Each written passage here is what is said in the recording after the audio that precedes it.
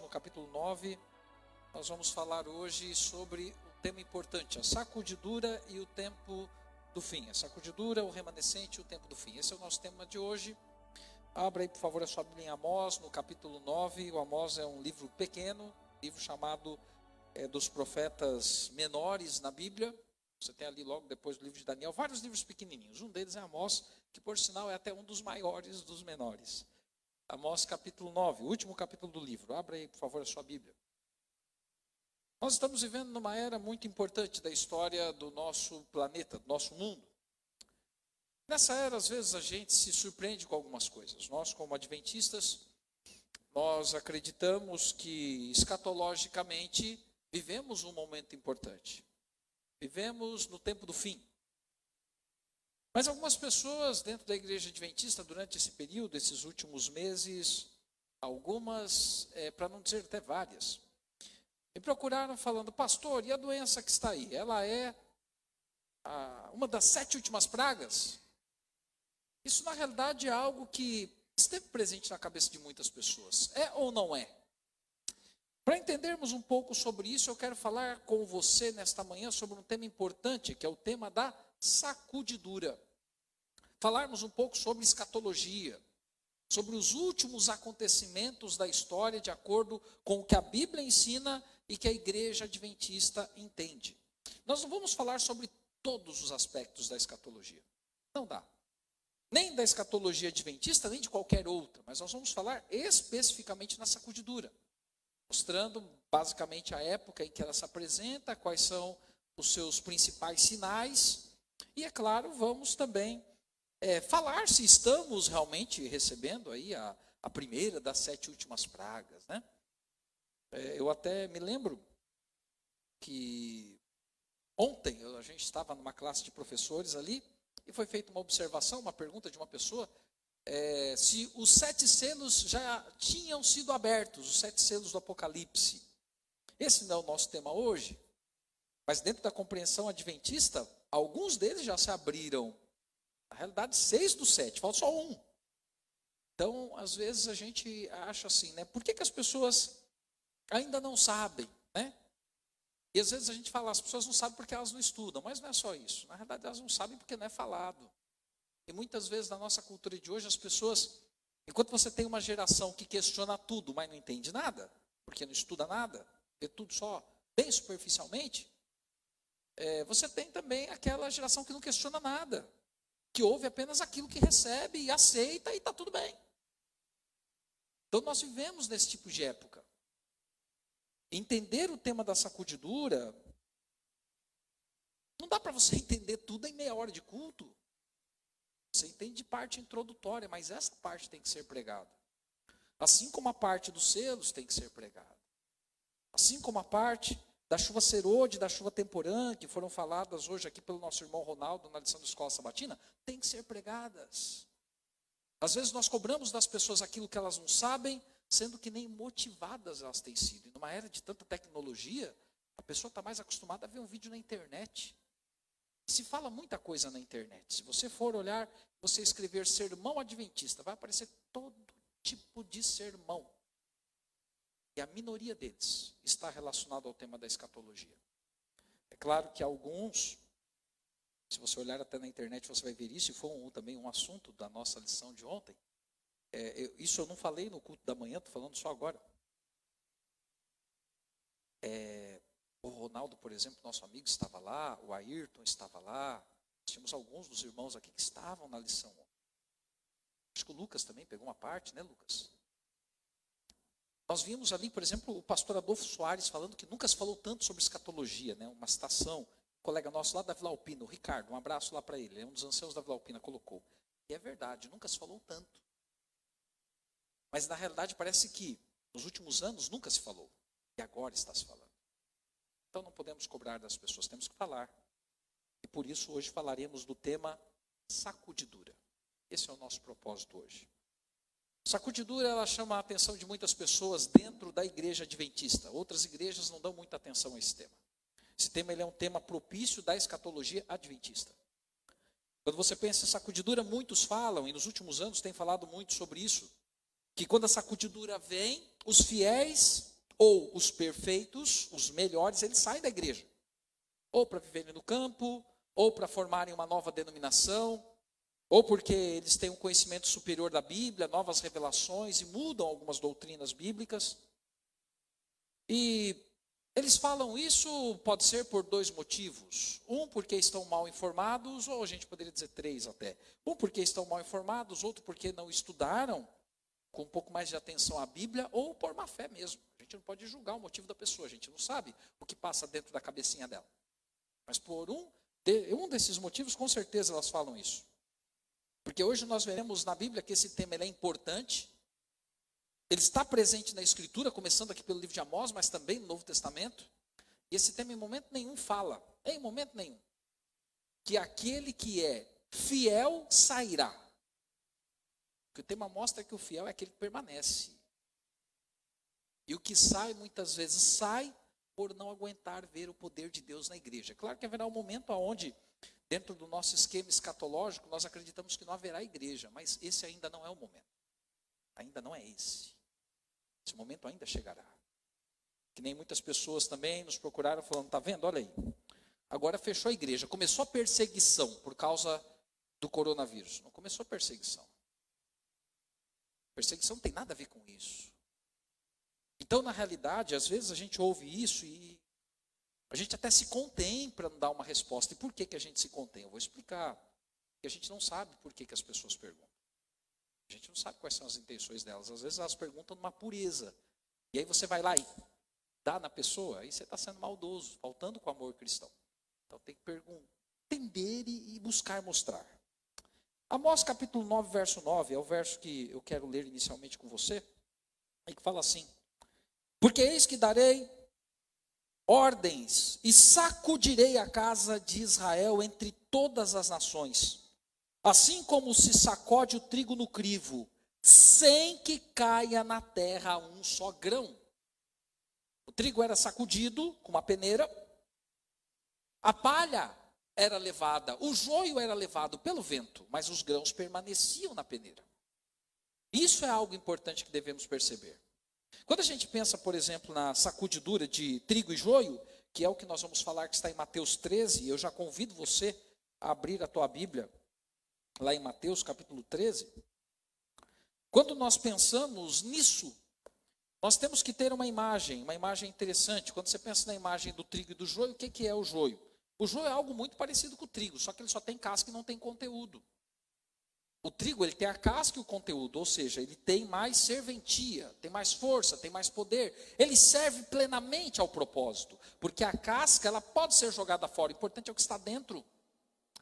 Quando a gente pensa em trigo e joio dentro da igreja, a realidade é que nós como cristãos, ao olharmos, não vemos diferença, porque na casca todo mundo é igual. Na casca todo mundo, às vezes, canta a mesma música, porta uma Bíblia parecida, tem ideias semelhantes.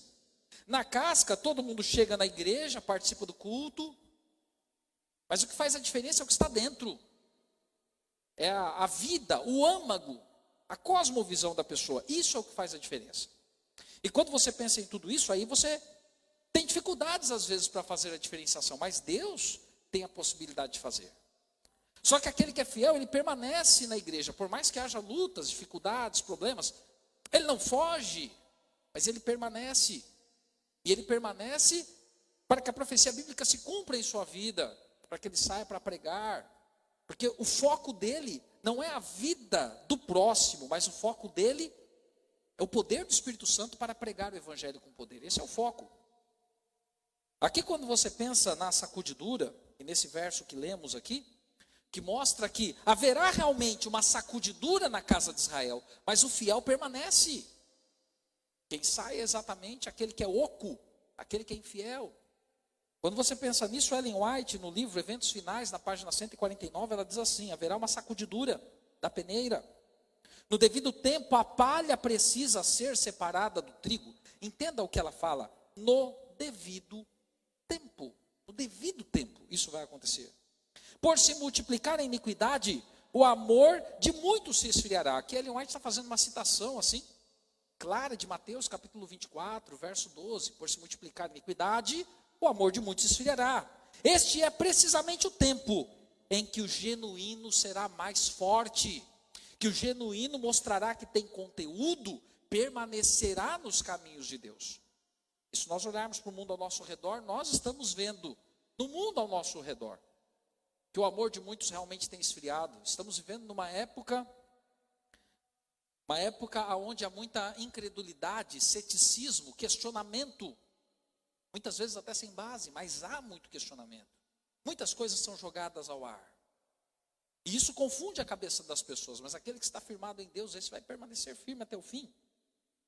Aqui em Mateus capítulo 13, quando você encontra a parábola do trigo e do joio, Jesus contando a parábola e não ainda dando a explicação dela, capítulo 13, versos 28 e 29, Jesus diz assim: ele, porém, lhes respondeu, o inimigo fez isso, ou seja, quem coloca o joio, segundo a parábola de Jesus, a parábola do joio, é o inimigo fez isso.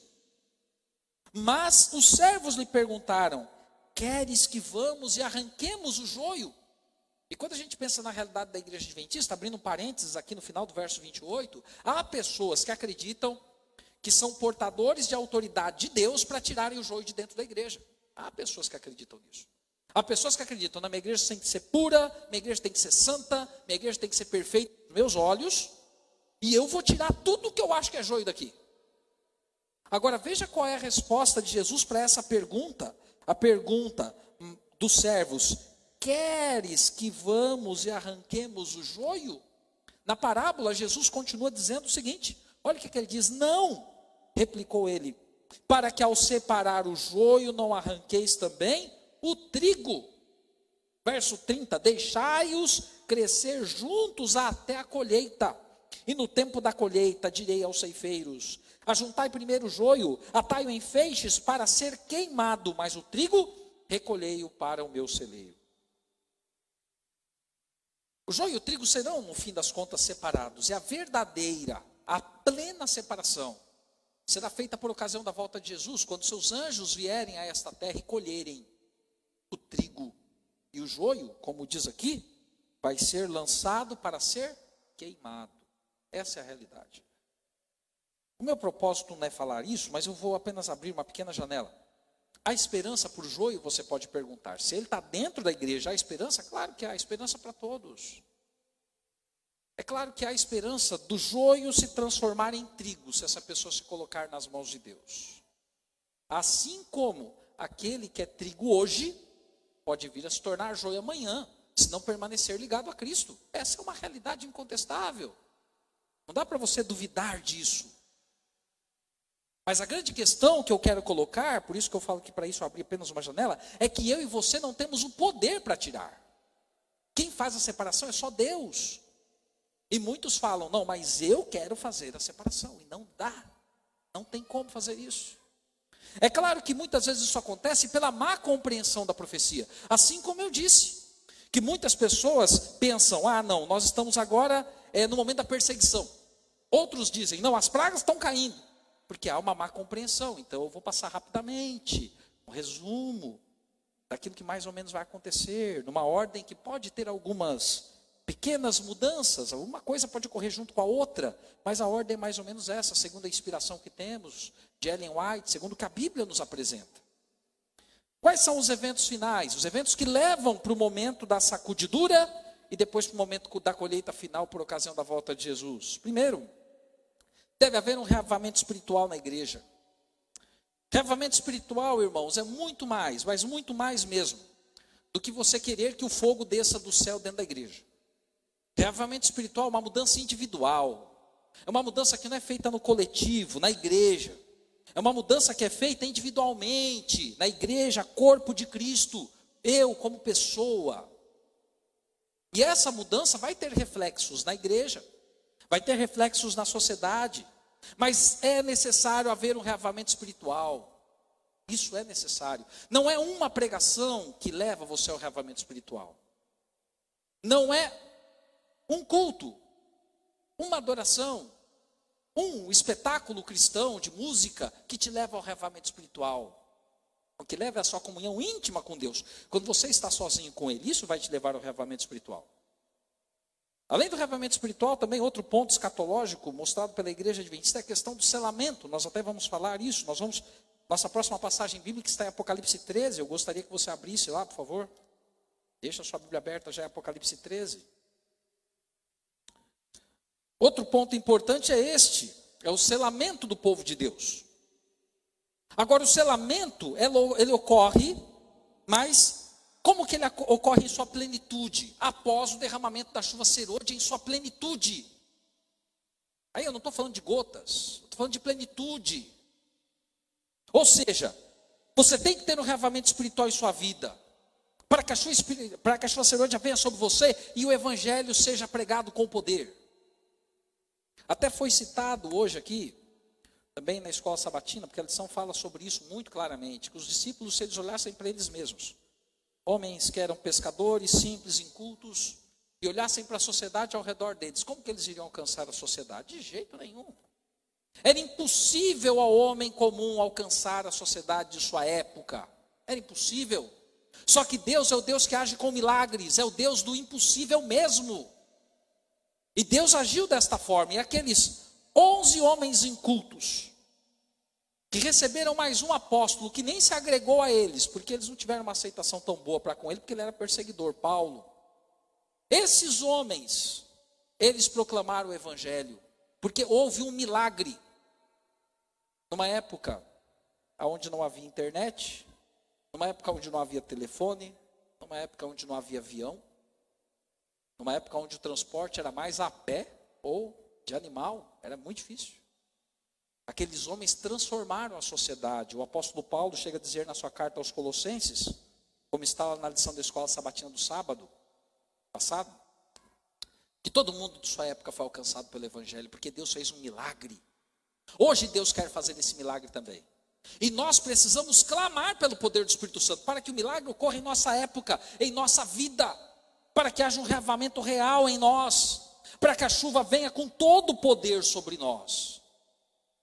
E quando ela vier com todo o poder sobre nós, haverá a forte proclamação da verdade, porque aí sim haverá o confronto, aí haverá a possibilidade do selamento, aí as pessoas irão conhecer o que é a verdade e o que é o erro, e terão a oportunidade de tomar uma decisão, e você e eu podemos ser usados como arautos de Deus para que as pessoas tomem uma decisão.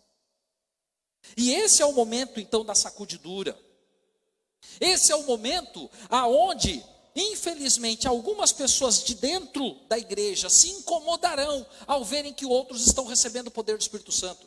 Às vezes aquela pessoa que está acostumada dentro da igreja com o conforto da igreja, com uma programação boa da igreja, não vai suportar ver pessoas pregando o evangelho.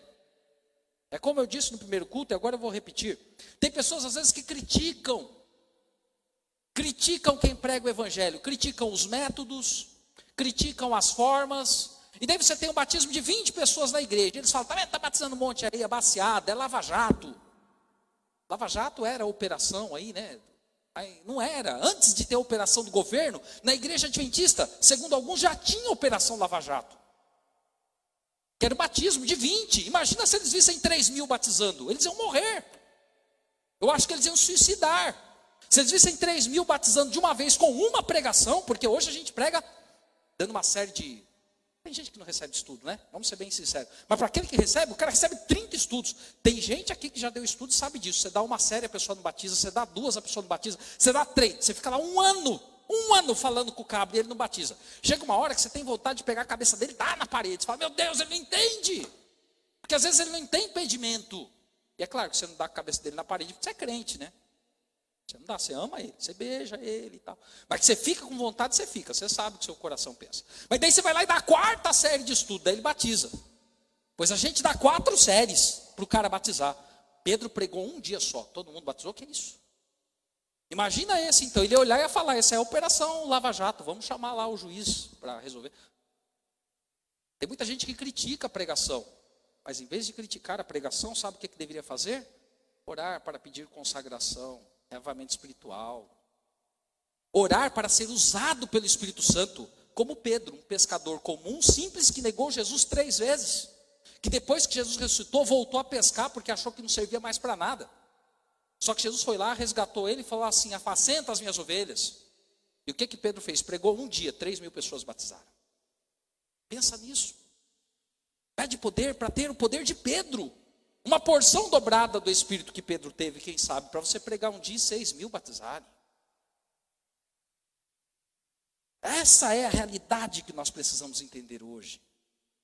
E nesse tempo de sacudidura, então, haverá sacudidura porque uns têm o poder do Espírito, outros não têm, e esses criticam os que têm. E daí eles começam a sair da igreja. E quando saem, em um momento onde um decreto está firmado, que é esse que eu quero ler aqui, Apocalipse capítulo 13, a partir do verso 16, que diz assim, Apocalipse capítulo 13, a partir do verso 16, a Bíblia, a palavra de Deus, diz assim: a todos, os pequenos e grandes, os ricos e pobres, os livres e os escravos, faz que lhes seja dada certa marca sobre a mão direita e sobre a fronte, para que ninguém possa comprar ou vender, senão aquele que tem a marca, o número da besta e o número do seu nome. Aqui está a sabedoria. Aquele que tem entendimento, calcule o número da besta, pois é número de homem. Ora, esse número é 666. Quando esta marca estiver presente, quando as pessoas tiverem que escolher entre o dia de adoração a Deus e o dia que o homem criou para adoração, naquele momento, é naquele momento que o evangelho estará sendo pregado, que haverá a sacudidura, e nesse momento alguns sairão para depois voltarem. Voltarem sabe para quê? Para perseguir aqueles que receberam o poder do Espírito Santo. Dentro do esquema, você tem a sacudidura, um tempo de angústia, um decreto dominical. Isso é o que nós adventistas acreditamos. E após esse decreto, uma perseguição. Uma perseguição que vem do incrédulo, mas uma perseguição também que vem daquele que já fez parte e hoje não faz parte mais. Hoje não, naquele dia não fará parte mais. Que esse ainda não é o dia, infelizmente. Eu gostaria que fosse. Como tudo acontece muito rápido, se for do plano de Deus, isso pode acontecer daqui a pouco tempo. Porque se você disser para mim, pastor, mas já tem um cenário. Tem um cenário. Eu não tenho dúvida nenhuma que tem um cenário desenhado. Não tenho dúvida nenhuma. Se Deus quiser, Ele dá um estralo de dedos assim. Que nem aquele cara do filme lá que destruiu metade do universo dando estralo de dedos. Ele dá um estralo de dedos e tudo acontece. Se Ele quiser, é assim. Agora, eu não sei se Ele quer. Eu não sei. Mas uma coisa eu sei. Ele quer que eu busque reavivamento e reforma hoje. Isso Ele quer. Deus quer que você que está aí na internet, você que está aqui na igreja, busque o reavivamento, busque a reforma hoje, agora. Porque se você buscar hoje esse reavivamento e reforma, aí você terá o poder do Espírito Santo. Aí você vai pregar, pode vir decreto, pode vir sacudidura, você vai permanecer em pé. E aí eu falo como eu disse no primeiro culto. E você não vai só ver a cidade, porque ver até o ímpio vai ver, até o diabo vai ver. Depois do milênio, a cidade vai descer e o diabo vai ver. Tanto que ele vai ver que a Bíblia fala que ele vai até preparar um exército para cercar a cidade. Ele vai ver. Deus não quer só que você veja, Deus quer que você veja e quer que você entre. Leia lá João capítulo 4 para você, o capítulo 3, perdão, para você ver, quando Jesus conversa com Nicodemos. Ele fala assim, né? Que quem nasce de novo vê, e quem nasce de novo entra na cidade. Você não só vê. Você vê e entra. E o que é nascer de novo? É só ser batizado? Não. Nascer de novo é mais que isso. É nascer do alto. É nascer de Deus. Nós precisamos disso. Precisamos de um reavivamento espiritual para que possamos participar desse momento importante, crucial na história da humanidade. Um momento onde haverá uma perseguição e 10 pessoas vão fugir, como diz Ellen White, das grandes para as pequenas cidades. Depois disso vem aquilo que nós chamamos de fechamento da porta da graça. E somente após o fechamento da porta da graça é que vem as pragas. Então não pense de forma nenhuma que esse vírus é uma das 7 últimas pragas. Não pense assim. Você pode falar, pastor, mas você falou tão rápido, eu não entendi quase nada. Então é assim, ó. Isso aqui está sendo gravado, você pode ver mais 10 vezes, daí você compra um livro chamado Preparação para a Crise Final, de Fernando Chaige. Livro pequeno. Compra ele. Vê o sermão, lê o livro. Depois você vai lendo o livro e vendo o sermão. Daí você para o sermão, continua lendo o livro. Lê até mais o livro do que o sermão. Você vai entender. E você vai poder estar preparado para esse momento. Todos nós que estamos aqui. E preparados, quando eu digo, não é preparado porque as pragas virão. Porque elas virão, a porta da graça fecha e daí elas vêm. E lá quem é limpo, continue limpo. Quem é imundo, infelizmente vai continuar na imundície, porque o Espírito Santo não vai mais interceder para a nossa salvação. Não vai. Cada um que tomou a sua escolha vai permanecer nela. Agora, existe uma coisa que é importante, é fundamental. Fechamento da porta da graça traz as pragas. E a porta não fechou ainda. E essa é a boa notícia para você e para mim. Essa é a boa notícia para quem ainda não conhece, para quem ainda está em cima do muro, para quem ainda não aceitou Jesus como Salvador. Essa é a boa notícia, a porta da graça ainda não fechou, então há esperança para nós. Como fala uma outra música lá, eu gosto de algumas músicas, eu até falei para os cantores de hoje que eu gostei das músicas deles, eles cantaram. A música deles tocou minha vida. Cantaram música até de quando eu era criança, né? Então, mas assim, ainda existe graça, ainda existe salvação para você, ainda existe. Aproveite, aproveite. Ellen White, falando sobre o evento da sacudidura, ela fala assim, perguntei qual o sentido da sacudidura que eu acabava de presenciar. Foi-me mostrado que fora causada pelo positivo testemunho, motivado pelo conselho da testemunha fiel, os laodiceanos. Ou seja, a sacudidura ela é causada porque o laodiceano está fazendo a vontade de Deus. Porque o laodiceano deixa de ser morno e passa a ser quente. Quem viu o culto que fizemos domingo aqui nessa igreja, às 7 da noite, e ainda está lá no Facebook, você pode ver. Quem viu que naquele culto nós falamos que é bom ser adventista aos sábados, que é uma mentira que se diz na igreja. Por quê? Porque tem gente que é morno, então para ele é bom ser adventista só no sábado, só dentro da igreja. Sai da igreja, ele não precisa mais ser adventista. Ele é adventista de ocasião. É o ano todo, às vezes a vida toda, mas só no sábado. Deus não quer isso para nós, Ele quer que sejamos adventistas todos os dias. Ele quer que você todos os dias proclame a verdade. E quando isso acontecer, que é o que Ellen White está dizendo, a sacudidura irá acontecer fatalmente, porque o testemunho ativo da testemunha fiel e verdadeira do laodiceano vai gerar isso. Mas isso é bom, porque é uma marca de que estamos muito próximos da volta de Jesus. A sacudidura em si não é ruim para aquele que é fiel. Não é. Aqui diz assim, esse testemunho terá o seu efeito sobre o coração do que o recebe, levando-o a exaltar a norma e declarar a positiva verdade. Alguns não suportarão o claro testemunho, opor-se-lhe-ão, e isto causará uma sacudidura entre os filhos de Deus. Ellen White escreve em Testemunhos Seletos, volume 1, página 60. A sacudidura ocorre por isso, porque alguns se incomodam com o poder do Espírito Santo agindo na vida dos fiéis. Ela ainda escreve em Ventos Finais, página 153, o seguinte: ao ouvir a sacudidura, pela introdução de falsas teorias, esses leitores superficiais, não ancorados em parte alguma, são como a areia movediça, escorregam para qualquer posição para agradar a tendência de seus sentimentos de amargura. Isso ela escreveu em Testemunho para Ministros 112 e também está publicado em Eventos Finais 153. E aqui tem uma lição importante para você e para mim, para cada um de nós que estamos aqui na igreja, nesta manhã de sábado. Não seja um leitor superficial da palavra de Deus. A Bíblia é um livro que nós cristãos acreditamos que é a palavra de Deus para nós. Nós acreditamos nisso. A Bíblia não é um livro só para ser lido, né? A Bíblia não é um livro só para ser lido. Ela é um livro para ser estudado. Dedicar tempo, gastar horas. Se for o caso, como até foi falado hoje aqui na hora da escola sabatina, quando o Ronaldo falou do livro da pneumatologia, que precisa de um dicionário às vezes, né? Se for necessário, pegue um dicionário para ler a Bíblia. Tenha humildade. Se for necessário, pegue lá os livros da série Conflito, leia junto com a Bíblia. Se for necessário, pesquise na internet, mas estude a Bíblia. Eu falei no primeiro culto, vou falar de novo. Quem estava no primeiro culto vai ter que ouvir de novo a história. Quando eu fui para a faculdade, eu não contei desse jeito, vou tentar ser mais curto. Mas quando eu fui para a faculdade, o professor mandou entregar uma resenha. Falou, semana que vem vocês vão trazer uma resenha para mim. Eu falei, o que é resenha? O que é isso? Eu não sabia. Tinha acabado o ensino médio fazia tempo. Cheguei na faculdade, no ensino médio, nunca falaram de resenha. Falei, o que é esse troço aí?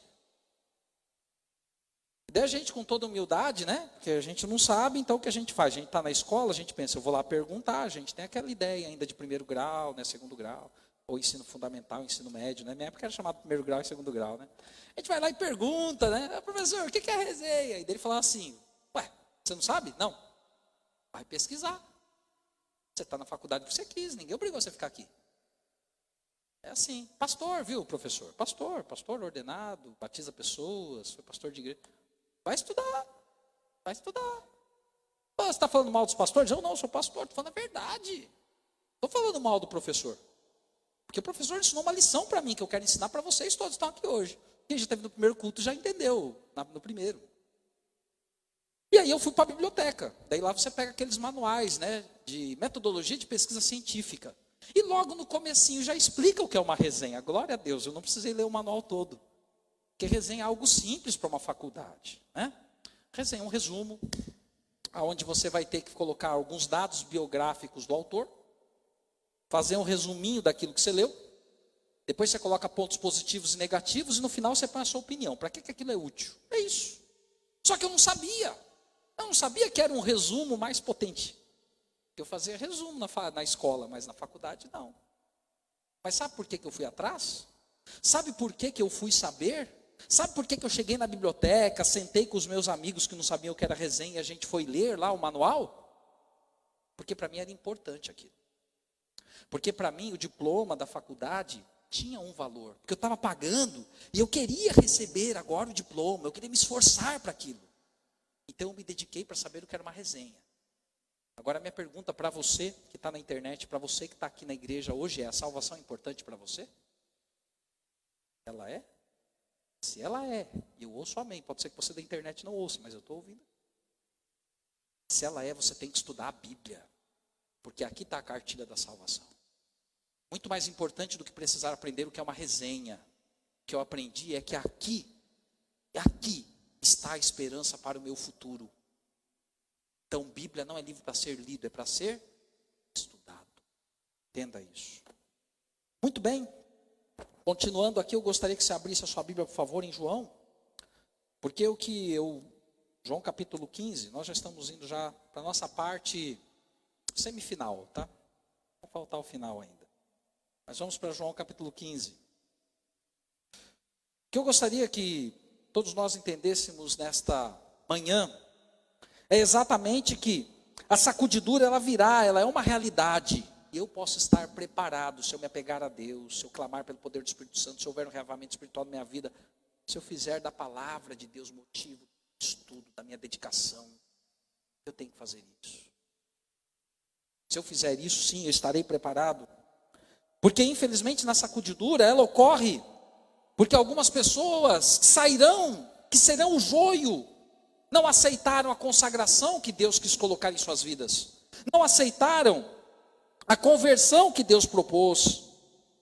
Pessoas que viram a mensagem da igreja Laodiceia, viram aquela mensagem e escolheram permanecer mornos ou frios, às vezes até com a desculpa: esta é a mensagem, então tem que ser assim mesmo.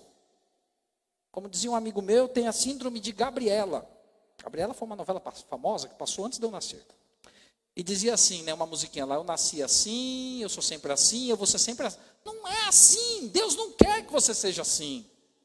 Deus não quer. Deus quer que haja mudança na sua e na minha vida. Então há a possibilidade de conversão, de consagração, de não sermos mornos, mas sermos quentes para a honra e glória de Deus. Há essa possibilidade de termos um reavivamento real, o poder do Espírito Santo descendo sobre nós, de não termos apenas uma experiência religiosa superficial e formal, porque o joio tem a experiência religiosa formal, porque ele se veste como o trigo, ele às vezes fala palavras como o trigo, às vezes ele tem lá na casa dele os livros do trigo, ele vem na igreja como o trigo, às vezes ele devolve o dízimo, dá oferta como o trigo, ele até leva pessoas para Jesus como o trigo, só que ele mesmo está longe, distante. E Deus não quer isso para nós. E aqui em João capítulo 15, nós vemos algumas dicas de Jesus do relacionamento que devemos ter com Ele. E eu quero ler isso com você. Capítulo 15, versos 1 e 2 diz assim: eu sou a videira, disse Jesus, e o meu pai é o agricultor. Todo ramo que estando em mim não der fruto, ele o corta. E todo o que dá fruto limpa, para que produza mais fruto ainda. Ou seja, a gente vê que existem dois ramos ligados à videira, dois tipos pelo menos. Aquele que dá fruto, que Deus purifica, para que dê mais frutos ainda. Infelizmente, existe um ramo que está ligado à videira e não dá fruto. E qual o destino final dele? Ser cortado e lançado no fogo. E aí? Que fruto você quer? Quer dizer, que ramo você quer ser? Você quer ser do ramo que está ligado a Cristo para dar fruto? Ou do ramo que momentaneamente está ligado a Ele, mas que um dia será cortado? Eu todos os dias, irmãos, em meio às minhas lutas, dificuldades, provações, oro para ser este fruto que dá frutos. Porque o fruto que dá fruto, ele dá porque o poder de Cristo emana através da vida dele. É isso que tem que acontecer comigo, com você hoje. Aqui ainda no verso 5 diz assim: eu sou a videira, vós os ramos. Quem permanece em mim e eu nele, esse dá muito fruto, porque sem mim nada podeis fazer. Ele é a videira, nós somos os ramos, então que permaneçamos nele para darmos fruto, porque sem ele qualquer coisa que façamos não tem a aprovação de Deus. Podemos até fazer algumas coisas, mas elas não terão a aprovação do alto dos céus. Além disso, verso 7, ele diz assim: se permanecerdes em mim, as minhas palavras permanecerem em vós, pedireis o que quiseres e vos será feito. Até porque se permanecermos nele e a palavra dele permanece em nós, nosso objetivo principal acaba se tornando a pregação do evangelho às pessoas. Esse se torna o objetivo principal de quem está ligado verdadeiramente a Cristo, porque quer ver a sua volta, quer ver o seu reino, quer ver o fim da tristeza e do sofrimento deste mundo e o surgimento de uma nova era, a era onde Jesus é o Senhor, o Salvador. Ele, o Criador dos céus e da terra, será o nosso rei, o nosso real governante. Isso é o que eu aspiro. Eu espero que seja o que você aspira também. Além disso, verso 6, diz assim: se alguém não permanece em mim, será lançado fora, a semelhança do ramo, e secará. E o apanham e lançam no fogo e o queimam. Então permaneça em Jesus. Hoje está muito frio aqui em São Paulo. E eu acho que todo mundo gosta do calor, né? Pelo menos aqui no Brasil, alguns gostam, né? Outros não. Né? Mas está frio aqui em São Paulo, né? Está frio. Só que eu acho que você não gostaria de ir para a fornalha, né? Só porque está frio. Deus, Ele quer que você seja quente, com muito equilíbrio. Ele não quer tacar fogo em você. Mas Ele também quer tacar fogo em você. O fogo purificador do Espírito Santo, para que você tenha uma vida transformada. Esse fogo Ele quer colocar em você. Mas Ele não quer mandar você para o fogo eterno.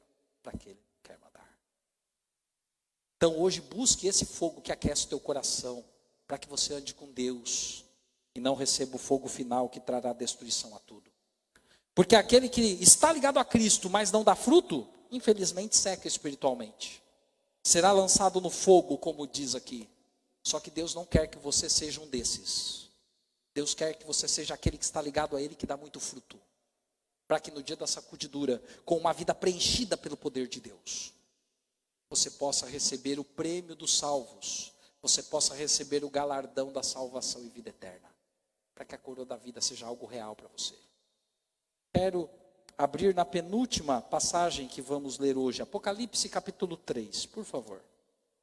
Depois dela, iremos para a nossa última passagem. Apocalipse capítulo 3, abra aí por favor a tua Bíblia. Ellen White falando ainda sobre o tema sacudidura, no livro Testemunhos Seletos, volume 2, página 547 e 548, ela diz assim: estamos no tempo da sacudidura. Tempo em que cada coisa pode ser sacudida. Cada coisa que pode ser sacudida, sacudir-se-á. O Senhor não desculpará os que conhecem a verdade, se não obedecem os seus mandamentos por palavra e ação. Deus não quer apenas que eu e você conheçamos o que Ele tem a nos transmitir. Ele quer que você obedeça na tua mente, que você conheça, mas que você também obedeça no seu dia a dia, em ações. Então viva aquilo que é o plano de Deus para você. Agora, indo para a nossa parte final, aqui nós vemos a advertência de Deus ao seu povo, a igreja de Laodiceia. Se você quer entender um pouco mais do que a gente está falando hoje, além daquele livro que eu falei para você, o livro Preparação para a Crise Final, de Fernando Chaige, que tem para vender na Casa Publicadora, que agora você não consegue comprar porque é sábado, eles não vendem. Mas você pode comprar outro dia. Tente assistir, se você tiver tempo, o sermão de domingo. Você vai entender um pouquinho mais sobre isso. Aqui em Apocalipse capítulo 13, a partir do verso 14, você tem a carta de Jesus à igreja de Laodiceia, ao seu povo no tempo de fim, a carta dele para nós hoje. E olha o que diz aqui. Ao anjo da igreja em Laodiceia escreve: essas coisas diz o Amém, a testemunha fiel e verdadeira, o princípio da criação de Deus. Conheço as tuas obras, que nem és frio nem quente, quem dera fosses frio ou quente, assim porque és morno, estou a ponto, e não és frio nem quente, estou a ponto de vomitar-te na minha boca. Pois dizes: estou rico e abastado e não preciso de coisa alguma, e nem sabes que tu és infeliz, sim, miserável, pobre, cego e nu. Aconselho-te que de mim compres ouro refinado pelo fogo, para que te enriqueças, vestiduras brancas para te vestires, a fim de que não seja manifestada a vergonha da tua nudez, e colírio para ungires os olhos, a fim de que vejas. Eu repreendo e disciplino a quantos amo, sê pois zeloso e arrepende-te. Eis que estou à porta e bato. Se alguém ouvir a minha voz e abrir a porta, entrarei em sua casa, cearei com ele e ele comigo. Ao vencedor dar-lhe-ei sentar-se comigo no meu trono, assim como também eu venci e me sentei com meu Pai em seu trono. Quem tem ouvidos, ouça o que o Espírito diz às igrejas. Nós estamos vivendo numa época, que é uma época importante da história da humanidade, com certeza. Estamos vivendo no momento das 7 últimas pragas? Ainda não. Estamos vivendo no momento da perseguição à igreja? Ainda não. E glória a Deus por isso, porque Ele está dando para você e para mim uma oportunidade de arrependimento, uma oportunidade de deixarmos de lado a frieza, deixarmos de lado a mornidão e buscarmos pelo poder do Espírito Santo vivermos uma vida firmada, quente ao lado de Deus, uma vida cheia do fogo do Espírito Santo em nós. Mas para isso, Cristo tem que ser o centro de tudo. O amor tem que ser visto em nossa vida, o amor de Cristo tem que ser transmitido de nossa vida para a vida daqueles que carecem dele. E se isso acontecer, se nós tivermos um reavivamento espiritual, se buscarmos com sinceridade a palavra do Senhor, se buscarmos a cada dia amarmos ao nosso semelhante como Cristo nos amou, a promessa dele é que nós seremos vencedores e sentaremos no trono juntamente com Deus. Em Jesus, Ele tem um plano para a sua e para a minha vida. E esse plano não é plano de humilhação, miséria e tristeza. Esse plano não é um plano de medo, onde tememos qualquer novo problema, doença ou crise que surge achando que é o tempo do fim. Onde vivemos num sensacionalismo que se torna um turbilhão e nos prende e nos afasta de Deus. Mas o plano dele é que você e eu, cada um de nós que estamos aqui hoje, busquemos plenamente conhecê-lo e fazer a sua vontade. Se isso acontecer, estaremos ligados à videira, daremos frutos preciosos para a honra e glória de Deus. Nós seremos vencedores, habitando com Jesus na mansão celestial. Último verso está em Romanos, e com esse nós terminaremos a mensagem desta manhã. Romanos 13, versos 11 a 14 diz: e digo isto a vós outros que conheceis o tempo. O adventista no passado se gabava de conhecer o tempo. Eu às vezes fico preocupado, como eu disse no começo, parece que hoje não conhecemos mais tempo algum. Mas eu acho que ainda há tempo para nos recuperarmos e mudarmos. Ainda há tempo de conhecermos o plano de Deus. E digo isto a vós outros que conheceis o tempo, que já é hora de vos despertardes do sono. Porque a nossa salvação está agora mais perto do que quando no princípio cremos. Vai alta a noite, vem chegando o dia. Deixemos, pois, as obras das trevas e revistamo-nos das armas da luz. Andemos dignamente como em pleno dia, não em orgias ou bebedices, não em pudicícias ou dissoluções, não em contendas e ciúmes. Mas revesti-vos do Senhor Jesus Cristo e nada disponhais para a carne no tocante às suas concupiscências. Hoje é o tempo em que Deus chama você e eu para despertarmos do sono. O tempo em que Deus nos chama para não nos apegarmos a algumas coisas que podem até ser atraentes aos olhos, mas estão distantes do plano de Deus.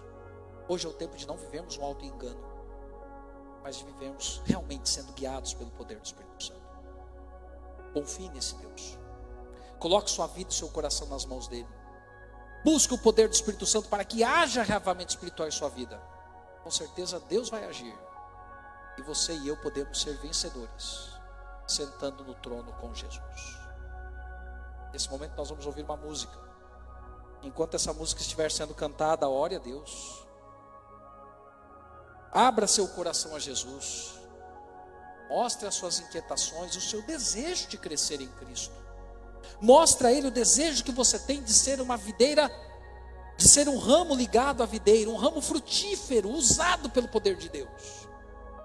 Eu tenho certeza que Deus vai te usar. Tenho certeza que Ele vai ouvir a tua oração. Que o maior interessado na tua salvação é Ele. E porque a tua salvação serve para honrar e glorificar o nome do Cordeiro de Deus que tira o pecado.